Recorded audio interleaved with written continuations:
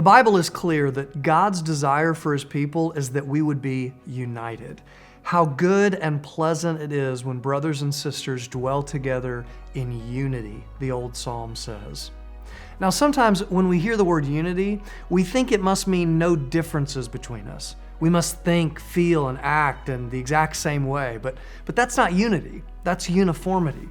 Unity is when people who are often very different come together around a common vision or commitment, and in the case of the Christian church, around a common person. See, this is what is so beautiful about Christian unity.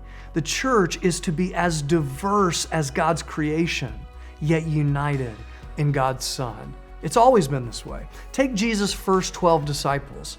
You had a religious zealot and a tax collector. You had doubters and believers, diverse yet united around Jesus. Take the early church, Jews and Gentiles, rich and poor, old and young. It was the beginning of what the Apostle John caught a vision of in Revelation 7. God's people from every nation of the world together in worship before His throne. See, that's the beauty of unity. Not that we're the same, but that we're different.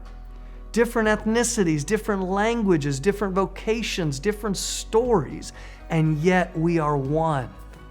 Because though we are as diverse as God's creation, we are united around the one Savior of His creation, His Son Jesus. And I just believe that, especially now, especially in our cultural moment, that this is a beauty the world needs to see. People with a diversity of stories and opinions, and yet completely united in their love for Christ and for one another. And perhaps more than any other time in our lives, it's apparent that we need a power outside ourselves to pull this off.